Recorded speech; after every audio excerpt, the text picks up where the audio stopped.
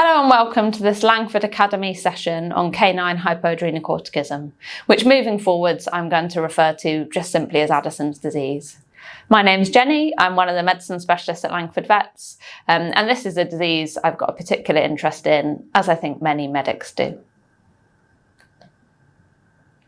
Our plan for this session is initially to reflect on the background of Addison's disease, to consider the differences between glucocorticoids and mineralocorticoids, to discuss differentials for hyponatremia and hyperkalemia, some of the more common presenting signs or clinicopathological abnormalities in patients with this condition. Then we'll talk about therapy of the acute crisis and also consider individualised chronic replacement therapy as well. So this first section, we're going to talk about the clinical presentation of hypoadrenocorticism and then also differential diagnoses specifically of those electrolyte derangements. Addison's disease is sometimes referred to as the Great Pretender. It was originally described by Thomas Addison, who was a great medic, and he described not only Addison's disease or the syndrome of clinical signs associated with Addison's disease, but he was also the person to describe pernicious anemia, so anemia related to B12 deficiency due to malabsorption of B12. In respect of Addison's disease, Thomas Addison initially described this sort of clinical syndrome with these great sort of descriptive terms, things like sort of languor, feebleness of the heart, irritability of the stomach and anemia. And that clinical syndrome was recognised to be Addison's disease many years later. At post-mortem, those first described patients had pathology of their adrenal glands, and that was either bilateral atrophy or bilateral tuberculous infiltration, so mycobacterial infection of both adrenal glands, obliterating their function. Ultimately, it wasn't until some time later when the glucocorticoids and mineralocorticoids were isolated from the adrenal glands, and it was identified that extracting those from lab animals essentially and giving those to people suffering from the syndrome of Addison's disease fixed and cured their clinical syndrome, and therefore this was a syndrome of adrenal production insufficiency. The syndrome was later described in dogs and subsequently cats throughout the 1900s, so the disease followed in those species much later.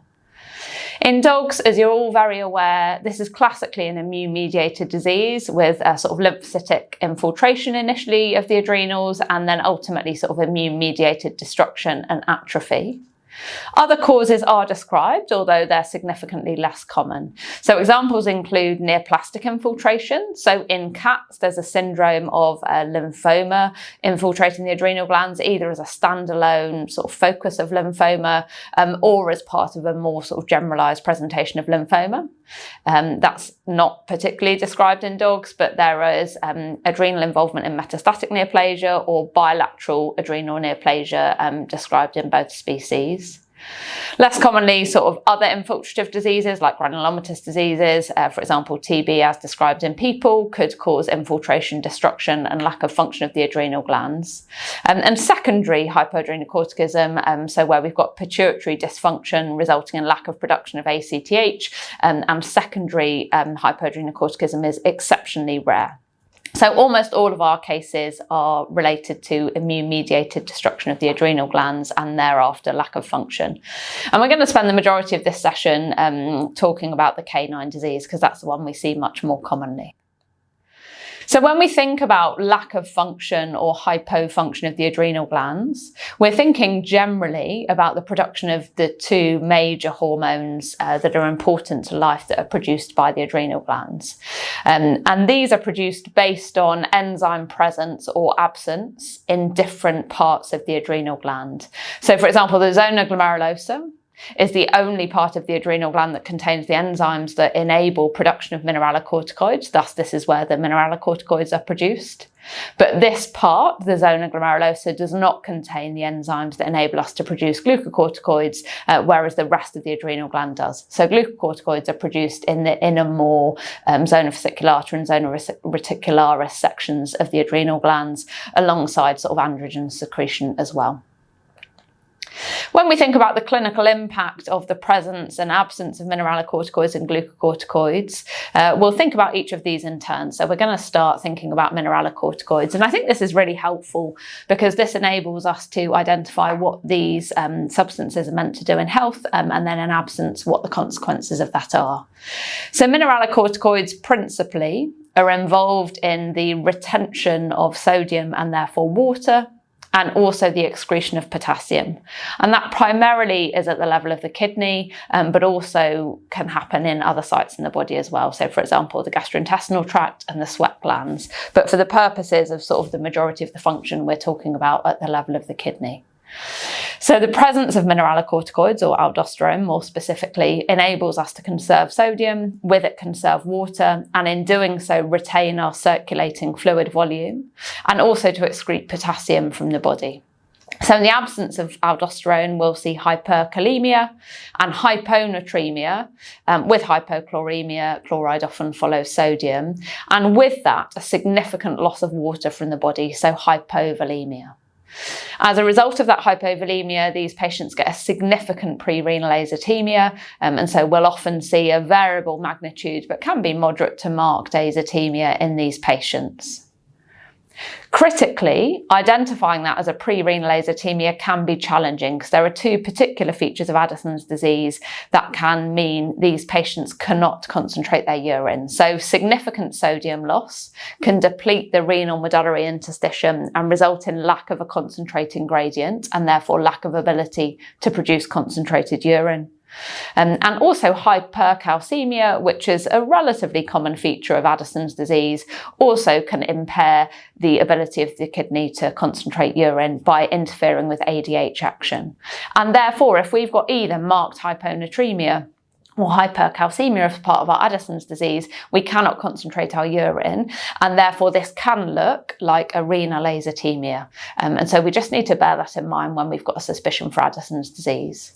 So the classic presentation of patients with Addison's disease from a mineralocorticoid deficiency perspective is hypovolemic shock and ultimately collapse.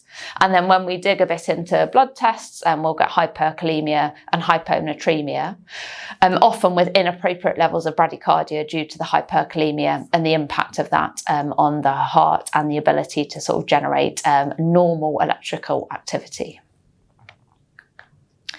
When we consider glucocorticoid deficiency, and we're particularly talking about cortisol, we are thinking about what does cortisol do in health? So cortisol does many things in health. So it facilitates the ability of our vascular system to be fully responsive to catecholamines. So in the absence of cortisol, our vascular system can't be fully responsive to catecholamines.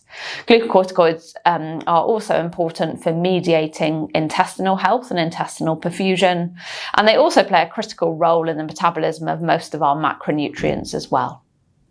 The lack of cortisol can be identified, therefore, in terms of clinicopathological testing, or we can certainly get a suspicion for it if we've got, for example, a lack of or a reverse stress leukogram. So a lack of a stress leukogram will just be sort of all of our individual white blood cells within the reference range, but sometimes lack of cortisol can result in lymphocytosis and eosinophilia and neutropenia and monocytopenia, so the opposite of what we'd expect in a sick or stressed dog. We can get anemia of chronic disease, like this is ultimately sort of a chronic endocrine disease, so we can get lack of production both through chronic illness, but we can also have lack of production because cortisol itself directly stimulates or is a facilitator in stimulating red cell production in the marrow. But also patients with Addison's disease, due to the impaired gastrointestinal health, can be prone to gastrointestinal ulceration. So sometimes we can have significant gastrointestinal hemorrhage or ulceration, and then the anemia can be regenerative rather than the non-regenerative anemia we typically see with chronic disease. Due to the gastrointestinal impacts and the metabolic impacts, it's not uncommon to see patients with cortisol deficiency be hypoalbuminemic. Indeed, even occasionally protein-losing enteropathies are described as a consequence of Addison's disease. We'll also see hypocholesterolemia due to malabsorption, and in extremis we can see hypoglycemia, usually mild as well. And so the classic clinical presentation of cortisol deficiency then is waxing and waning gastrointestinal signs with or without hemorrhage. Inappetence, lethargy and weight loss due to the malabsorptive syndrome that goes alongside the gastrointestinal poor health as a result of cortisol deficiency. And then we can get collapse and exercise intolerance as well. So we're just going to start with a case example just to get us thinking about this disease as a clinical entity and how we manage it in clinic. So this is Billy. He's a really charming dog I saw a few years ago now. And he was a 2-year-old male-neutered crossbreed who presented with a 6-day history of intermittent lethargy, a 3-day history of a selective appetite, and 2 days prior to presentation he'd had a single regurgitation event. He'd had a blood gas analysis performed at his referring clinic and ultimately had identified relatively classic changes that we would often associate with Addison's disease. So he'd had a fairly moderate hyponatremia, hypochloremia, with a fairly moderate to marked hyperkalemia. And he also had evidence of an azotemia, and we hadn't classified at this stage whether this was pre-renal or renal. We didn't have a urinalysis available yet, although based on what we were discussing earlier, remember that hyponatremic patients can't always produce concentrated urine, even if their azotemia is renal. So I think the first thing for me to do in this situation is to consider what are my differentials for a reduced sodium-potassium ratio. So this is simply the sodium value divided by the potassium value. And whilst it's really easy to want to jump to the assumption that Addison's disease is the primary differential, I think it's really important to consider that there are other considerations here as well. So if we've got a really low sodium potassium ratio, so less than normal, so less than 27, but the lower we get, the more likely Addison's disease is. And we'll see some patients with Addison's disease with sodium potassium ratios of less than 20. So aldosterone deficiency is the first thing we could consider. So that could be naturally occurring Addison's disease. I think we also need to remember that we use drugs sometimes that affect adrenal function. So this may either be intended suppression of adrenal function, either with trilostane or much less commonly nowadays mitotane, or other drugs that we're using nothing to do with suppressing adrenal function, but that is a recognised possible side effect. So ketoconazole, not commonly used, but something that is worth us bearing in mind. More commonly, we use RAS inhibition, so renin-angiotensin-aldosterone system inhibition, and ultimately that can be either angiotensin-converting enzyme inhibitors, aldosterone angiotensin receptor blockers, or aldosterone receptor antagonists. And any of these drugs can be expected to cause some degree of aldosterone suppression, and ultimately we will commonly see a very mild hyperkalemia with any of these drugs, particularly when they're used in combination, and it can become mild to moderate in those cases. So aldosterone deficiency, definitely a consideration. So asking about drugs the pet is on is really helpful.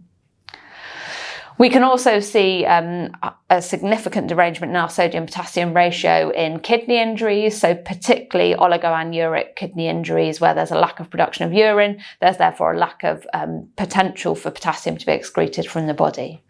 So that can either happen with, as we said, an oligoanuric kidney injury, or alternatively with obstructive urinary disease, either bilateral ureteric or a urethral obstruction, or with a uroabdomen. So evaluating for free abdominal fluid with a POCUS or a brief renal system ultrasound can be helpful in the emergency setting. Also with third spacing, we can see significant derangements. So this is particularly true with large volume effusions, particularly chylous effusions. We can also get substantial third spacing in pregnancy and get pseudo-Addison's presenting in pregnancy with these derangements as well. And then other gastrointestinal losses can result in similar derangements of electrolytes, and particularly whipworm and salmonella are two that are mentioned, but this isn't exclusive to those particularly. So that's the end of part 1, where we've been thinking about the clinical presentation of these patients. Join me for part 2 when you're ready, and we can chat about the acute management of the Addisonian patient.